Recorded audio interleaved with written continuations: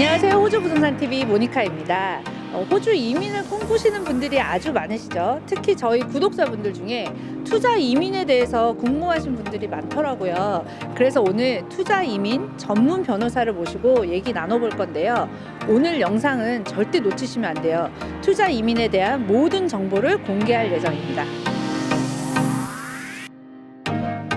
안녕하세요, 변호사님. 저희 구독자분들이 변호사님에 대해서 아직 모를 수도 있으니까 변호사님 소개를 한번 해주세요. 감사합니다. 안녕하세요. 저는 변호사 배혁수라고 합니다.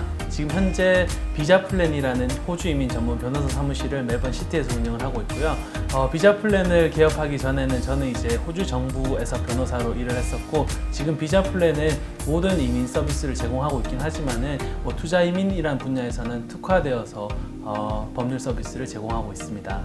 호주는 사실 한국 분들도 이민을 되게 꿈꾸시지만 다른 나라, 세계 여러 나라들도 호주에 요새 인기가 좀 많은 것 같아요. 근데 왜 호주에 이민을 오고 싶어 할까요? 일단 저 같은 경우에는 2004년에 호주에 처음 조기 유학을 왔었거든요.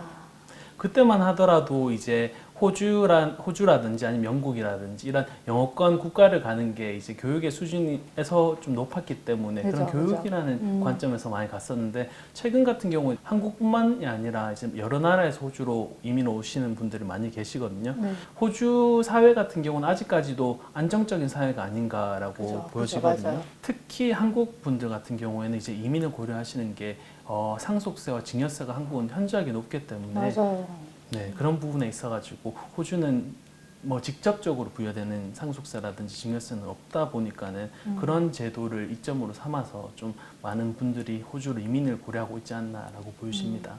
그러면 이제 상속세 말씀이 이제 나왔으니까 사실 한국의 상속세가 높긴 하잖아요. 근데 이제 OECD 국가들 중에 상속세 세율들이 있잖아요. 네네. 제일 높은 국가는 어디예요? 수치상으로 제일 높은 국가는 일본이거든요. 그래서 질문에 대한 답변을 드리자면 제일 높은 국가는 뭐 수치상으로는 뭐 일본이지만은 그 다음이 바로 한국이기 때문에 바로 2위가 한국. 네네. 저는 이제 부동산 네. 유튜브 채널을 운영하고 있으니까 대부분 이제 상속세, 증여세를 되게 말씀을 많이 하세요. 그러니까 한국의 상속세가 높기는 굉장히 높군요. 그렇죠. 2위면은 그죠? 한 네. 상속세율이 한 어느 정도 돼요? 50% 정도 50%. 됩니다. 와, 그러니까 투자 이민을 또 생각을 하시는 분들이 많잖아요. 투자 이민 종류가 어떤 거가 있고 어느 정도 금액을 준비를 해야 내가 투자 이민을 갈 수 있다. 뭐 이런 거. 네. 좀 정보를 주시겠어요? 알겠습니다. 일단 호주 투자 이민 제도 같은 경우에는 2021년 7월 1일을 기준으로 해가지고 좀 많이 간소화되었거든요. 그래서 현재 이제 투자 이민을 고려한다라고 하면은 이제 188B와 188C 비자로 이제 간소화되어 있습니다. 그래서 188B와 B 같은 경우에는 일단 나이 기준이 55세 이하여야 되고요. 나이 제한이 있구나. 네.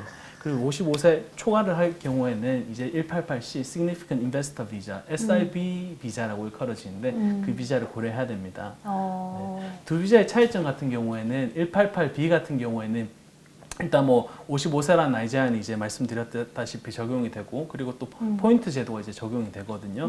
그래가지고 영어 점수는 어느 정도이며, 그리고 자산 규모는 어느 정도이고, 그리고 사업을 운영했으면 그 매출은 어느 정도 나왔으면 그리고 또 투자를 했다라고 하면 어느 정도의 투자 규모로 투자를 이행을 했는지에 대해서도 각 항목에 따라 점수가 부여되게 되고, 그 점수를 기반으로 해서 다른 신청자들과 이제 그 경쟁을 해가지고 초청장을 발급을 받고 이민을 신청하게 되는 거고요.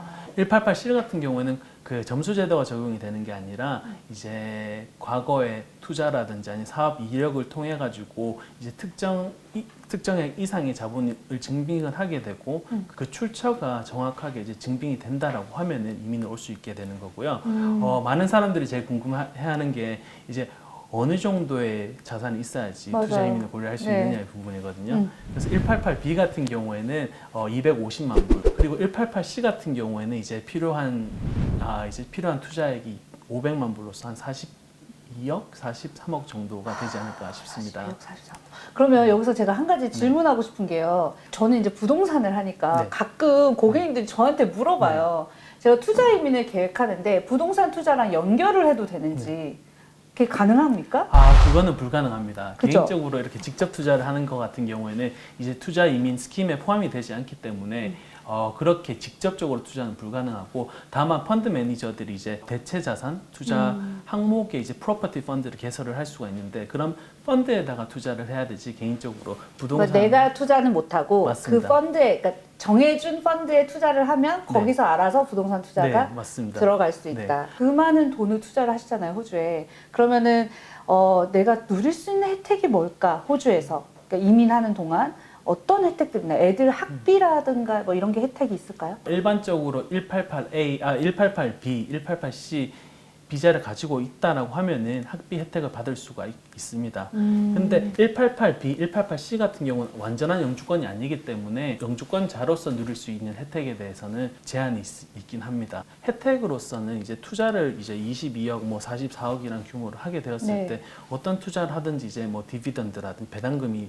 발생을 하게 되는데, 그런 투자를 함으로써 호주에서 이제 뭐 그런 수익금을 얻는다라든지 아니면 투자가 성공적으로 되었을 경우에도 그런 수익금에 대한 보상을 받을 수 있기 때문에 그것도 뭐 간접적으로 뭐 받을 수 있는 이익이지 않을까라고 보여집니다. 그러면 배당금은 어느 정도 나오나요? 배당금 같은 경우에는 이제 펀드의 퍼포먼스에 따라 달라지긴 하는데, 그 부분에 대해서는 제가 자세하게 설명을 드릴 수는 없긴 하지만 이제 저희 클라이언트들을 비교했을 때 경기가 안 좋아가지고 좀 주춤할 때도 있긴 했지만은 그래도 약간 생활비를 쓰기에는 좀 충분하게 배당금이 나오지 않나라고 보여집니다. 근데 그래도 숫자로 예를 들면 이제 액수가 한두 푼이 아니니까 뭐 20만 불이든 30만 불이 어쨌든 투자를 했을 때 몇 퍼센트 정도 대략 어느 정도 나온다, 이런 거 좀 있을까요? 투자 상품이 굉장히 많아가지고 네. 약간 이게 전반적인 지표가 될 수는 없긴 하겠지만은 저도 이제 그런 이제 비슷한 투자를 했었거든요. 그래서 제가 한 투자를 기반으로 말씀을 드리자고 하면 이제 제일 최근에 이제 받았던 게 한 7% 정도는 나왔던 걸로 기억합니다. 꽤 높네요. 요즘에 또 금리가 높다 금리가 보니까는 높으니까.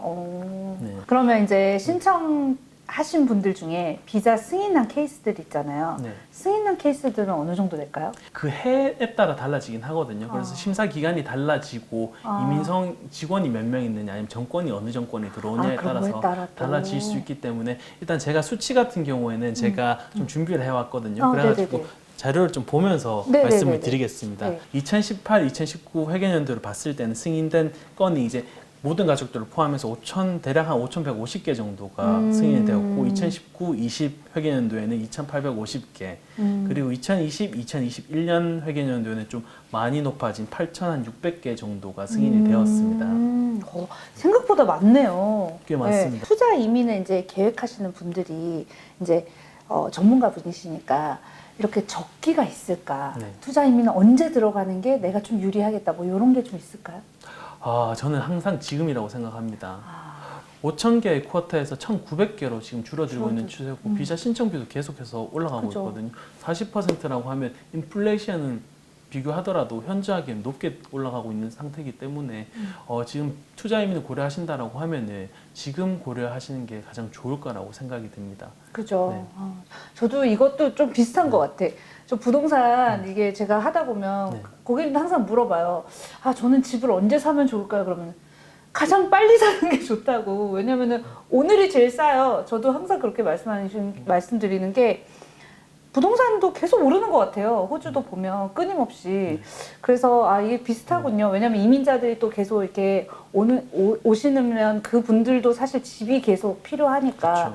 지금 멜번도 지금 유입 인구가 굉장하잖아요. 그렇죠. 네, 그리고 그래서 호주가 땅덩어리는 정말 크긴 하지만 이제 이제 이민자들 가려고 하는 곳은 정해져 있잖아요. 맞아요. 시드니, 멜번, 맞아요. 브리즈번, 그리고 호주에 대한 이민의 인기가 줄어들 거다라고는 저는 보여지지 않거든요. 그렇기 때문에 맞아요. 멜번, 시드니에 대한 땅에 대한 수요도 높아질 거고, 자연스럽게 그렇게 되면 부동산에 대한 수요도 높아지지 않을까. 구독자분들의 입장에서 저 이거 되게 궁금할 것 같아요. 그 투자 이민 금액이 좀 크잖아요. 근데 대체 그 원금은 언제 돌려받을 수 있나요? 투자 이민에 대한 투자를 해가지고 원금 같은 경우에는 888이라는 영주권을 완전히 발급받고 나가지고 회수를 할 수 있거든요.